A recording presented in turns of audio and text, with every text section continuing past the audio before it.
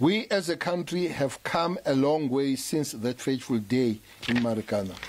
Never in the history of this country has an event of this nature been interrogated so rigorously and in such a detail.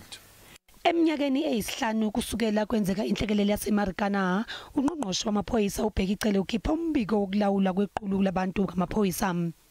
Izincomo zalombiko zenziwe ikhomishana kaFalam eyayiphenya ngezigameko zaseMarikana. Lo mbiko uza ngesikhathi sokushona kaMthokozi Sidumba ezandleni zamaphoyisa nokuphakamisa umbuzo ngendluzula yamaphoyisa. A total of 6,324 officers have been trained through numerous courses and found competent in proper crowd management. Officers in this unit have also been trained to use specialized equipment within the public order policing environment, including the use of water cannons and stun grenades. Yes, in each and every public order situation, the public order units are led by a command structure.